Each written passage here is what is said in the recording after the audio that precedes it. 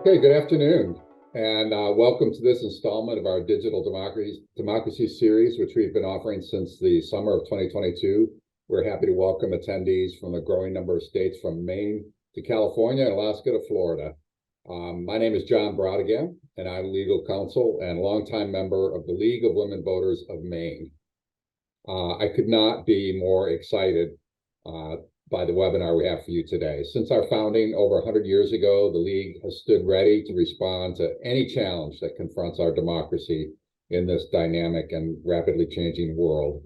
Our monthly webinar program focuses on the challenges created by developments in the digital information sphere. Our guest tonight, Tom Wheeler, has been right in the middle of current thinking regarding how government and civil society might respond to those challenges. Tom's unique background equips him to help all of us make sense of the latest developments. Tom is a businessman and a successful entrepreneur, but I know of him most for his service in the Obama administration as chairman of the Federal Communications Commission, where Tom was the driving force behind reforms known as net neutrality. Tom's new book, Techlash, is in bookstores as of a few weeks ago. It has already become a necessary resource for anyone looking for a pathway through the current jungle that is the public's attempt to address the challenges before us. And today we learned that Barack Obama has added Techlash to his recommended reading list. So the first half of our time together will give Tom a chance to introduce us to Techlash. Then there will be some time for questions. And so if folks will mute their microphones for now, we can get started. Tom, welcome to the League of Women Voters Forum, and you can take it away. John, thank you very much. And thanks to all of you for, do you say dialing in, zooming in, I guess, or whatever we're all doing right now. I am going to now do share screen. And I must admit that I'm always amazed when that works. But I'm grateful to you for inviting me to share with you some of the thoughts that are relative to my new book, Techlash, Who Makes the Rules in the Digital Gilded Age. So, the whole thesis behind the book is, okay, if we are in a new gilded age, what did we learn from the last one? And what does that suggest we ought to be doing today? But let's go back for a second and revisit the original Gilded Age. Remember, the term to gild is to paint something with a coat of gold to make it look like what it isn't.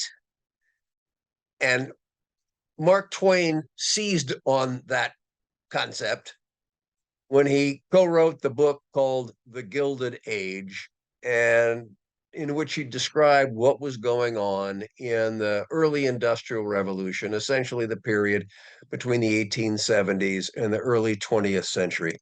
And yes, it is in the second season on HBO, a show called The Gilded Age, talking about the experiences in New York at that point in time. But The Gilded Age was so much more, as we'll talk about in a second.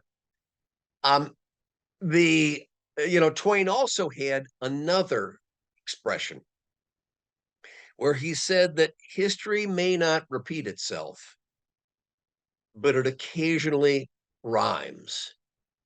And so that was a concept that got me excited. And I became the basis for this book. And you look the rhymes between today and the original Gilded Age. And I've listed them here. And, it was a period of technology-driven change in the original Gilded Age that created new economic models, produced incredible new products at very low prices, and at the same time accelerated the pace of life, destroyed small businesses, created unprecedented wealth disparity, resulted in monopolies, creating consumer harm, and even fake news.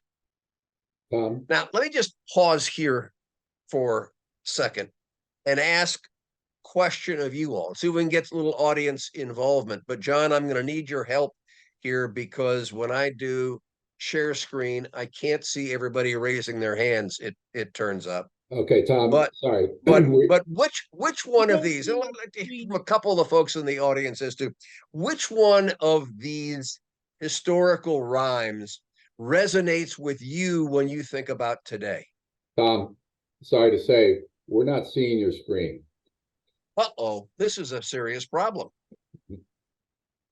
Okay. Well, can you see it now? No. No. Okay. I'm going to go here. This is not good. Now, can you see it now? Yes, Yes. Well, that's it, you yeah. will recall that I said that it's always amazes me when share screen works. And I guess I was proven right. But anyway, here you go.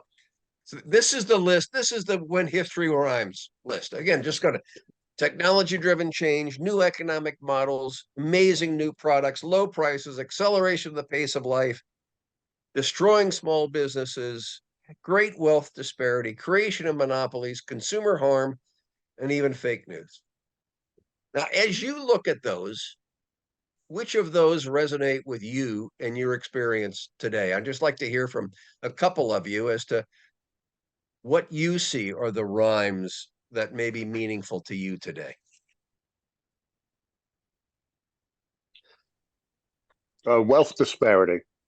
Wealth disparity.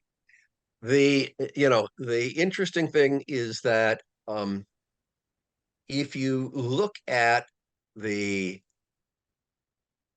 amount of wealth controlled by a handful of people, it is today second only to the original Gilded Age and second only by a nose. And there's a great graphic, a chart that shows here and here, the original Gilded Age today. And it got better in the interim as people began to organize, as labor began to get involved, as government began to get involved. But we are today at a level that is essentially equivalent in wealth disparity to what it was in the original Gilded Age. All right, any others that jump out at you all? Christina in Michigan Fake news. Said fake news. Fake news. This is this is the thing that surprises most people, that we're all hung up with fake news today. But in the original Gilded Age, it was the era of William Randolph Hearst and Joseph Pulitzer and yellow journalism, at which time these press barons did whatever it takes to sell newspapers so that more people would see the ads. And they created fictitious events. I mean, wholly fictitious events for the purpose of selling newspapers. Now, let's see. Does that have any echoes today? When the name of the business model is enraged to engage on social media, where the more you can feed things out that get people upset, the more time they spend online with you, which allows you to sell more ads and, oh, by the way, collect more information. So it's a fascinating, you can go down through all of these. And what Techlash does is review those, go down through all of these and see how there are amazing parallels. We all tend to say, to personalize, well, it's never been like this before. Well, it has. And how we dealt with that before is the theme of the book, to suggest that, hey, we need to step up and do that again. But rather than keep going through this, let me just show you how the rest of America agrees with you. That these are how the rhymes play out today, if you will. Majorities of Republicans and Democrats say major tech companies have too much power and influence. 68%. It doesn't matter which party you're in. It doesn't matter whether you are conservative or a liberal. There is a majority, a substantial majority of the American people who say that tech companies have too much power. And the reason for that, the reason behind that, is it feels like we're playing by somebody else's rules. And we are the ones who are having to respond to the rules that they prescribe. But that has always been the reality throughout history, that innovators make the rules. And we want that to be the situation, because that's how you have advances in science, advances in business, advances in the arts, is that somebody comes along and says, I have a different vision and I want to pursue that and break the old standards. But in business and in the economic marketplace, that also ends up creating imbalances. And let me give you an example. This is J.P. Morgan, the financier of much of the original Gilded Age. And his description of, hey, I make the rules, is there. A certain number of men who own property can do what they like with it. Thank you. We make the rules. Here's the modern equivalent of that. Mark Zuckerberg and his move fast and break things. It's a more sophisticated way of saying the same thing. But he's not going out and breaking things. He's not breaking tables and chairs. What's he breaking? He's breaking the ways in which stability had been created by a set of behavioral standards. And let's break those standards. And why do you move fast? You move fast because you break those, get them inculcated as to the way people are living their lives before they really are aware of what's going on. The classic example, in 2010, Mark Zuckerberg unilaterally decided and said the following, said, privacy is no longer a social norm. It was just a decision that he made. And as a result of his unique decision that privacy isn't really important to anybody anymore, he changed the Facebook algorithm so that instead of just collecting information about sharing with our friends, they collected all the information of everything that you did online, and even when you weren't on Facebook, and then incorporated data that you get even when you're not offline, even when you're in the physical world, that they can get out of your phone. And the result in both of these instances of the innovators and their investors making the rules is that these innovators and investors stepped in and began acting like pseudo governments. And what that means for us today is this. I call this the digital chain reaction. It starts as I said a moment ago, with your and my private information, where amazingly there is a kind of alchemy that has occurred where our private information becomes a corporate asset. And once that asset is controlled and hoarded by the corporation, that gives them the ability to control the markets. This is a quote by Lena Khan, the chairwoman of the Federal Trade Commission.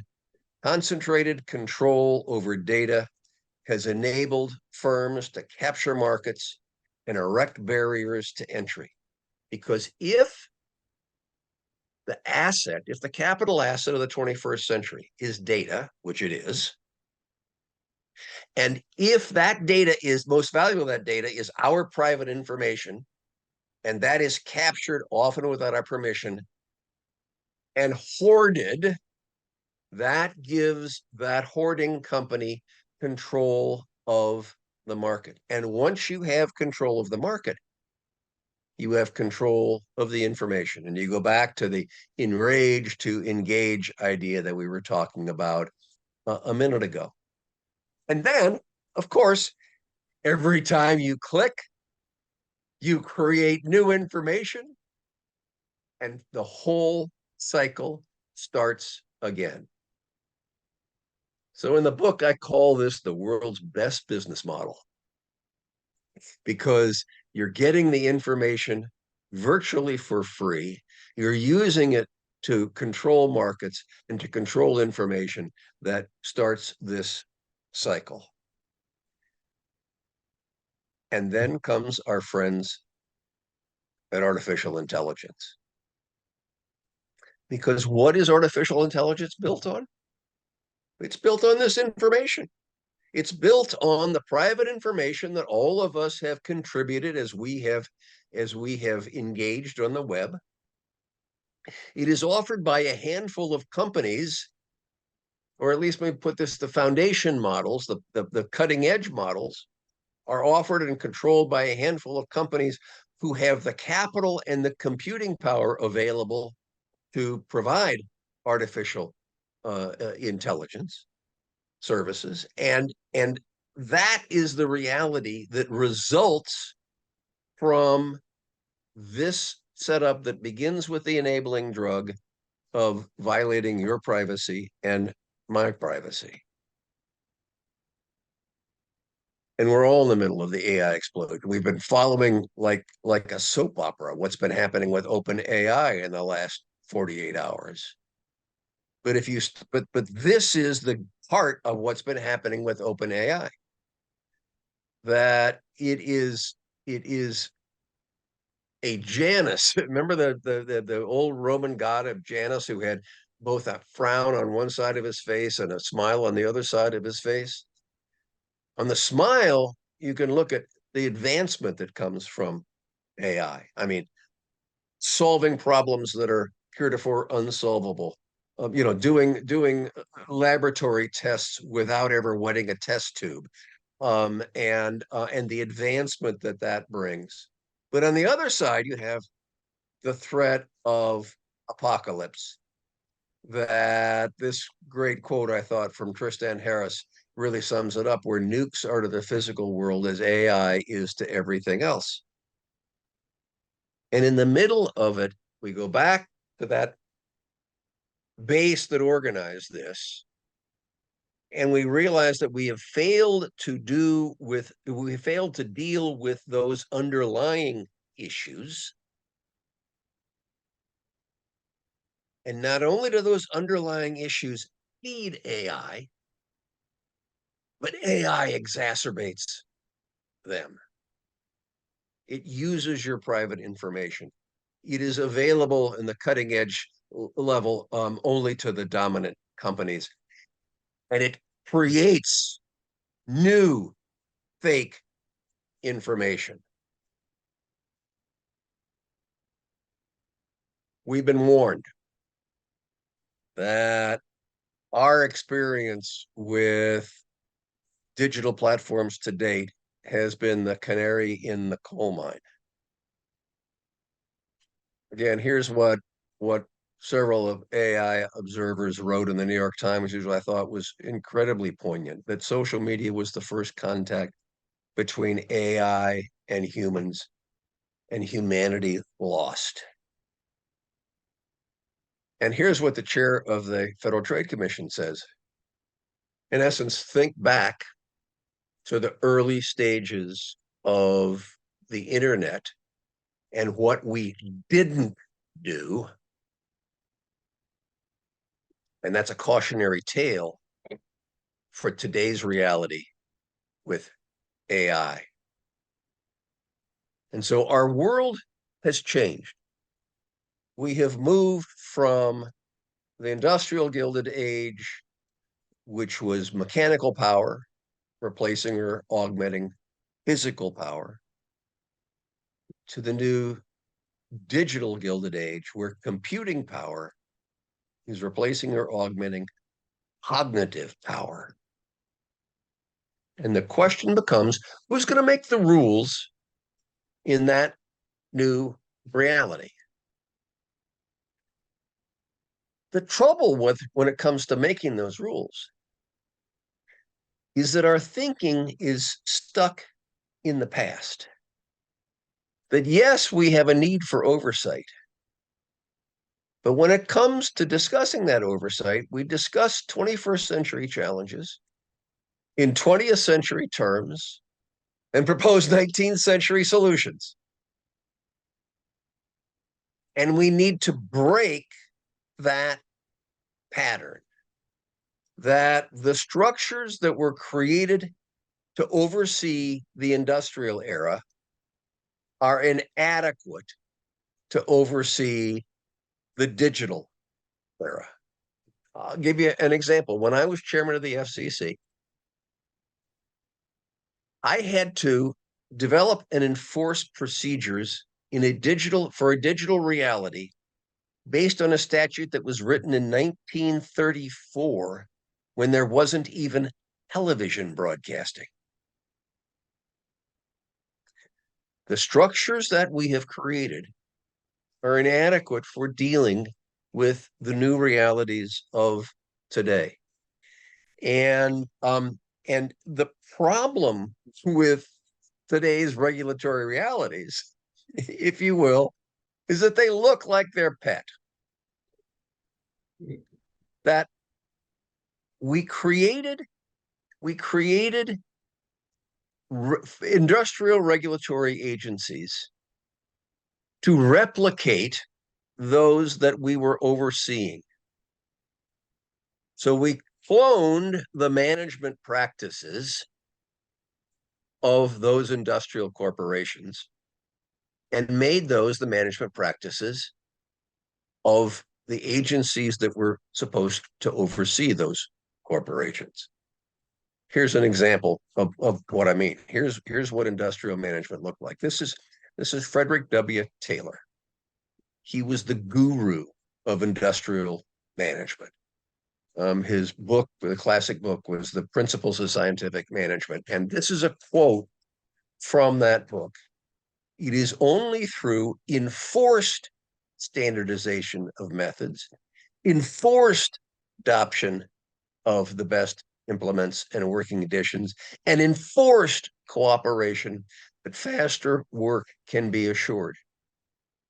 Those italicized words, enforced, enforced, enforced, I didn't italicize them. Taylor italicized them.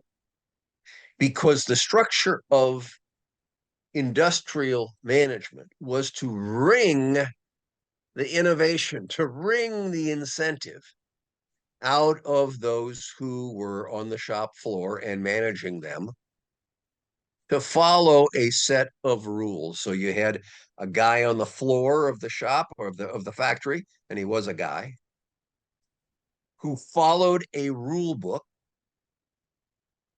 And then there was a layer of supervisors on top of them to make sure they were following the rule book. And then there was a layer of managers on top of them. And it was that kind of rules-based bureaucracy that was imported into government agencies. And so what do we find in that characterizes industrial management? It's rigid, it's sclerotic, and it's micromanagement. And so what do we find about the regulatory activities overseeing industrial activities? Same thing, rigid, sclerotic, micromanagement. It is time to change if we are going to have appropriate oversight of what's going on in a digital gilded age. And that means we got to look like our pet again, because this is what digital management looked like. It's based on transparency, it's risk-based, and it's agile. It's transparent because throughout the company, there is open access to information and you click to communicate. It is risk-based because they make their decisions based on the changes in technology and changes in the marketplace and what those risks, what those changes may trigger in terms of risk. And it is agile because once we see what those risks are, we need to respond. Every time your smartphone downloads a new software program, which, as you know, happens multiple times a year, that is the classic example of agile management. We're going to replace your old program with a new program that reflects new technology and new marketplace realities. And so we're stuck in a situation where we say, okay, we have all this impact of the digital platforms and social media and AI. The management of those companies themselves has changed, but government oversight has not. And it is not only a challenge for us domestically, but also it's a matter of international leadership, because the European Union is ahead of us in developing rules. The UK is ahead of us in developing rules. China is ahead of us in developing rules. And one of the biggest challenges that we face internationally is, how do we get a seat at the table if we don't know what our own rules are? And so we're looking at a situation where the rules for the 21st century, because of the fact that we haven't had any, the rules of the 21st century may end up being written in other nations. So what Techlash suggests is it is time to think about a new regulatory model. It is time to rebalance, to reassert the public interest, to rebalance private interests and the public interest, to balance the balance against micromanagement, but have sufficient oversight that it still allows innovation. And it is time to create the agility to deal with what we know is coming, but we don't know what it is. We know that change is going to happen. We know that AI is going to drive new things. We just don't know what they are. They're unknown unknowns. And so what the book proposes is that we need a new federal digital regulatory commission. That's the headline. But the key to that is that commission needs to look like its pet. That commission needs to be transparent, risk-based, and agile, rather than the kind of rigid, sclerotic micromanagement that typifies most federal agencies. I don't have any illusions about the challenge that creating that kind of an agency presents at a time when we have divided government, at a time when the power of the lobbyists is so great. You probably all remember this cartoon from your high school history book of this was the United States Senate, and behind them are the industrial barons. And in the original Gilded Age, the Congress was literally bought and sold. Literally. Cash, railroad tickets, ownership in patents given to members of Congress for the purpose of swaying their vote. But despite that, the Congress was able to enact the first Digital Regulatory Commission. I'm sorry, the first Independent Regulatory Commission, to pass the Sherman Antitrust Act, to pass the Pure Food and Drug Act and other consumer safety acts, create the Federal Trade Commission. So I believe that history tells us that even against monumental odds, we, the people, if we organize, can make a difference. We can make history. And it is time for us to make history again. As I said before, the reality is that it's entrepreneurs and investors who drive innovation and make the rules. But that stopped in the original Gilded Age, when those rules began to interfere with the rights of individuals and the public interest. And that's where we are today. In the original Gilded Age, we had never before seen industrial challenges, demanding never before seen solutions. And the leaders in that era confronted those never before seen challenges and got creative and developed those never before seen solutions. We need the same thing in the digital era. Our challenge is to become as innovative in oversight as those who have created the need for that oversight. And let me just close with slightly different thought, but I think it gets to the same point. This is the statue of Thomas Jefferson in Washington in the Jefferson Memorial. And this is what is written on the southeast wall of the Jefferson Memorial, in which he talks about laws and institutions must go hand in hand with the progress of the human mind and must change with change of circumstances. Institutions must also change and advance.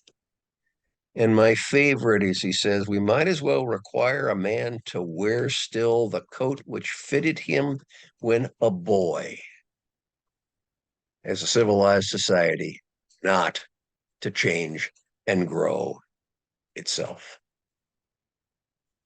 And so what really prompted me to write this book, and I think the message of the book, is that while we inherit our history, we control our future by the decisions that we make today. And that's the challenge that this generation of we the people face. And would that we can only be as successful as those who preceded us in the original Gilded Age. So thank you very much, John. I'd be happy to talk about anything you want to talk about. Thank you, Tom.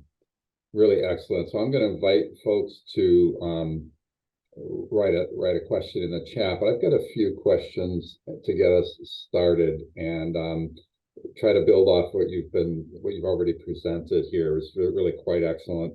One of the things that I really enjoyed in the book was the references to a decidedly 21st century book making frequent references to a 18th century notion and phrase, we the people. And Right. of course, the League, with our foundation in democracy and voting, suffrage and voting rights primarily an expanded interest, but everything's always circled around democracy and the sovereignty of the people. And there's a call for sovereignty in your book. And related to that, our work in money and politics, I appreciate that, another parallel of the Gilded Age is the power of the almighty dollar in our political life and how that has influenced the set of rules that we have not the inability to adopt a set of rules here. But let me ask this. Would you go so far as to say that our new agency of administration of this new approach to regulation needs to be able to move fast and break things? Yes. And as I said, it needs to be a clone. It needs to be as creative. It needs to be agile, risk-based, transparent. And that's what agencies are not today. Yeah.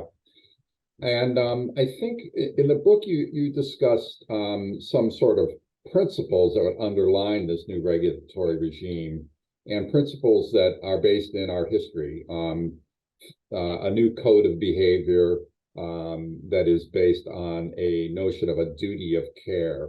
Right. Would you be able to describe that a little bit more in detail and the precedents for that would give you hope that we could adopt something like this in the current Sure, context? John. That's a great question. And one that I would expect from the League's legal counsel, because duty of care is a common law concept that traces back to England when it was coming out from under feudalism and feudal control, during which period, the lords made the rules. And it was called common law because it was common in all courts across England. Suddenly there was a uniform set of rules. And there were basic concepts in that, one of which was the duty of care. And the duty of care says that you've got a responsibility to identify and mitigate bad things that can happen to your product or your service before they happen. We have seen this repeatedly throughout history. My favorite example is from my last book, which was From Gutenberg to Google, The History of Our Future, in which I talked about how the steam railroad was the first high-speed network. And as those steam engines plowed through farmers' fields, by the way, the land being taken by the government in order to and given to the railroad, okay, without the farmers say so by eminent domain. The smokestacks were throwing off hot cinders. And those hot cinders would set barns and hayricks and houses afire. And the concept of negligence is rooted in the duty of care.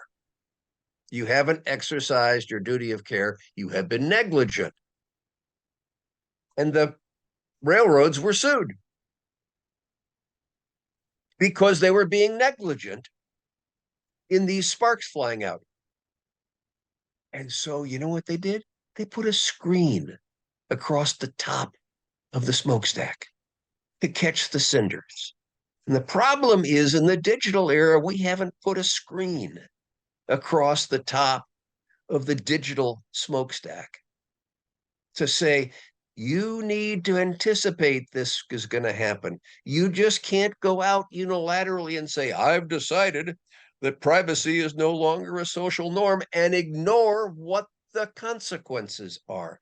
You need to be held responsible for those consequences. And this is something that becomes even more real as we start dealing with how are we going to oversee artificial intelligence.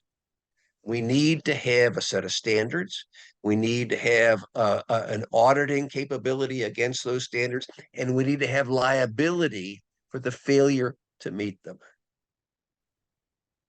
So one of the other things I took away related to this is that in your argument, once a new technology is built and rolled out into the world, it's too late to create the protections that you describe and that we would agree are desirable. And you talk about protections built in by design.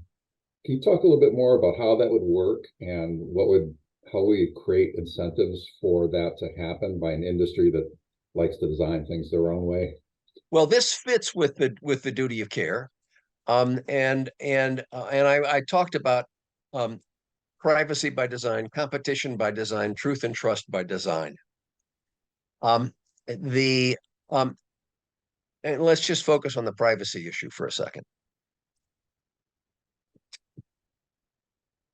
We need to say in the design of the product optimally, but just the one caveat to what you just said, John, there also is the ability to recapture this even ex post. Okay. But why is it, I'm perfectly happy. When I go on Google and I search, I'm a Civil War buff. So I search the Battle of Gettysburg, and Google knows that I am a Civil War buff. I mean, that's one thing. But why does that empower them then to say, I will then follow Wheeler every place else he goes online, and where he goes offline, because I'll track his cell phone? They need to know that I'm asking about the Civil War. They don't need to know where I'm shopping for my clothes. We need to have privacy by design, where the expectation is that this is the information that is necessary to provide the service will be the information that is collected. And then it also needs to have a shelf life to it, so that it doesn't just get stored forever. And we need to, we are existing in an environment, and this was the way it was in the original Gilded Age as well, where the innovators and the investors would make the rules and say, this is the way it's going to be. And it was up to we, the people, to recapture our rights. I think that's where we are today. Right. And I'm going to go to a question in the chat here, which kind of touches on what we've been talking about, and of course the legacy and the role of the league itself. It's a great question from Awida Meyer. I hope I'm saying that correctly. How do citizens create the conditions for adequate oversight of current and future technologies? And how do we reassert the public interest in this arena and help to protect it from corporate takeover? What is the role of civil society, individuals like us, in trying to bring about this new paradigm? Well, the fact that you all are League of Women Voters participants, and I say that word participant is an honor, because you're not just talking about it, you're doing something, is the key. We go back to the first federal independent regulatory agency was the Interstate Commerce Commission. It was created in 1887 to oversee the dominant network of the time, the railroad, because the railroad was just behaving awfully, especially when it came to farmers and hauling their products. And so in 1867, those farmers started organizing. And the organization you've all heard of called the Grange was formed in 1867. And it was formed in large part, to be a political force against the strength of the railroads. And it took 20 years before they finally got Congress to pay attention. Now, it went through many permutations and combinations because it first they went to the states and they got their state legislatures to do something. But then, of course, when Iowa comes up with its set of rules and Minnesota comes up with its set of rules, you realize that it's an interstate service. And oh my goodness, that just makes things all the worse. So we need a national set of rules. But it was a lengthy process. And then it really wasn't until Teddy Roosevelt, in like 1914, that almost another 20 years, that the ICC got the teeth that it needed. And the only reason it got it was because of organizing. And let me just go on one step further. In the original Gilded Age, you had populists, much like we do today, and progressives. And the populists wanted to tear things down. We don't want these big railroads. We don't want these big companies. And the progressives were saying, no, we see the role that they play in our economy, but we just need to have oversight to make sure they're responsible. And there actually was alliances between the populists and the progressives that created the We the People uprising, or the We the People support for the need for creating the guardrails and the oversight that then built an incredibly successful capitalist economy. I used to get terribly frustrated when I was chairman, because everybody was telling me that, oh, you want to regulate the internet, and there's something magic about the internet, and if you touch it, you'll destroy it. And I think we now know that that's a bunch of malarkey. But the members of Congress didn't come to understand that until they started hearing from parents of kids who have been abused online, when they started seeing the effects of what happens with unsafe information, when they start seeing lies and hate and untruth being spread. And the answer here is in us, that the Congress will be responsive to We the People. Let's take a minute and talk about AI, and in particular, and the president's executive order, which was released about 2 weeks ago. And it took me almost as long to read that as it did to read your book, Techlash. It's 111 pages. Yeah. 111 pages. It's amazing. It's comprehensive. And I hope my prose was better, John. I mean, yes, it was smoother going, I have to say. But I wanted you to address a little bit. Does that executive order rhyme at all with your prescription for what we need to be doing in this area?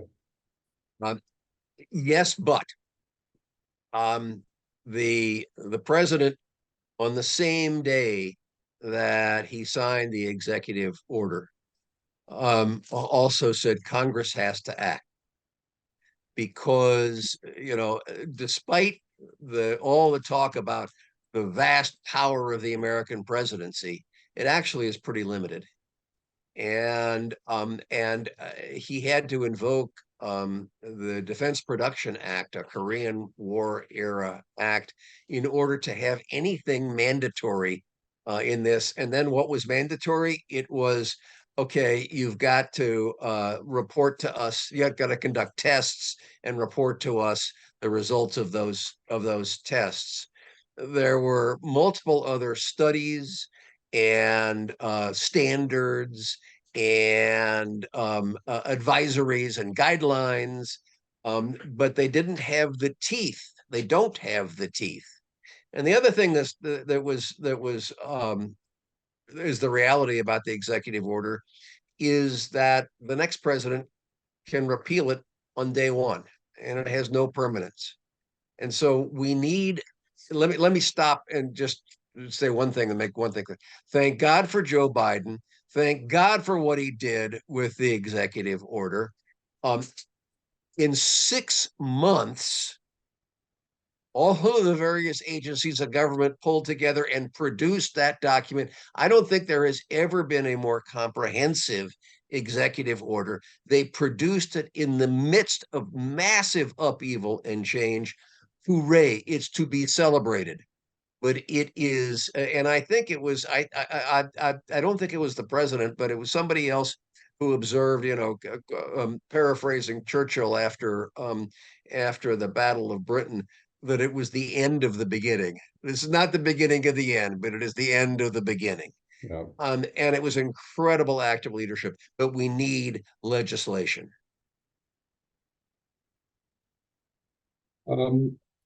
A recent study by Stanford University assessed the transparency of the top AI Right. foundation models, and it gave them all a failing grade. Right. How can we even consider doing anything to regulate these entities if we don't even really know what they're doing? Well, I think that's the root issue, that you need to have transparency so that you can understand what's going on. And then you need to measure that transparency against mutually established standards, codes. And then you need to have ongoing audits. I mean, so here's something that's pretty murky, right? How about the financial markets? You know, try and explain those in 25 words or less, or 25 sentences and less. And they are and yet, what do we do to oversee the safety of those markets? We've got standards based rules, and that are transparency based rules that establish standards that are overseen by audits, internal audits, independent audits, and government audits. I think we have to be heading in that direction, and we've got to accompany that with liabilities. Okay, what's the effect of failing your audit? Just like failing an SEC audit. And so I think that again, John, I go back to the fact that we need to be looking at what are the characteristics of that we want to oversee, and design the regulation around that. Yeah. So got time for maybe a couple more questions. I've got a great question here from Heather Arnett, who says, thank you for writing this book. What do you think the interest is in Congress right now in approving a new federal digital regulatory commission? Thanks for the great question. There are 2 bills pending in the Senate right now. One bill, which is very similar to the kind of ideas that I put forward in the book, is sponsored by Senator Michael Bennet of Colorado and Senator Peter Welch of Vermont. And another one, which also suggests creates a new agency, is sponsored by, get ready for this, Senator Elizabeth Warren and Senator Lindsey Graham. And that is a significant signal that there is bipartisan support in recognizing we need to do something. There is not a coming together yet in saying what that something should be, but this is an issue that is fortunately starting to gather bipartisan support. That's encouraging. I got another great question from Mary Cooey from League of Women Voter, Johnson County, Indiana. Can the duty of care approach impact the dark web?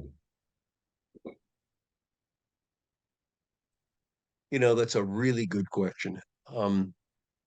In order to have the answer is that they have a duty of care. Can you get to them? Yeah. Where do you go to enforce it? It's a challenge worth taking up, but I don't minimize the scope of the challenge. Do you feel that we are eventually, in a best case scenario, going to reach a single uniform worldwide standard behavior code? Is that sort of the goal here? No. And I'm only responding to your words uniform, your word uniform and standard. Let me tell you a story. I said in my presentation, I think that in essence, in order to know where you stand, you need to know where you sit, right? And in terms of how we deal with the rest of the world, and if we don't have any policies ourselves, then we have a hard time dealing with the rest of the world. The last time that the United States government, in a senior level, had a face-to-face negotiation over the implementation of its rules in a foreign country was when I went to Europe after our passage of net neutrality and helped the Europeans develop their net neutrality policies. And what I learned from that was really relevant to what you say. That amongst the European Union, for instance, the Dutch were much stronger on something than the Portuguese were, but they had to be compatible in their actions. And what my goal as an American government official was to urge the EU to do things that were compatible with what we're doing. And it doesn't have to be uniform. It doesn't have to be identical, but we need to think in terms of compatibility, and compatibility allows wiggle room for local uniqueness, but still is rooted in the same principles. Let me take a moment to just ask each attendee today to type your name and email address in the chat, and we'll make sure to add you to the distribution list for information about future webinars. We will be taking the month of December off. We could go on much longer with Tom Wheeler and his great book, Techlash. I encourage you all to read it and do a book group maybe in your state. And let me just put in a plug for the League of Women Voters. You can reach out to your local league or to the national organization and consider becoming a member. If you send an email, we'll put our email in the chat. And if you send an email to that address, we'll add you to our contact list for future events. But let me just say thank you all for attending, and please join me in giving Tom Wheeler a hand and our deepest appreciation for his presentation and for his book today. Thank you. Thank you, John, and thank you, everybody. And let me just go back to a point we were making a minute ago. You all are out there organizing, fighting for beliefs. That's how things change. Thank you. Thanks so much, Tom. Okay, we'll see you all in January.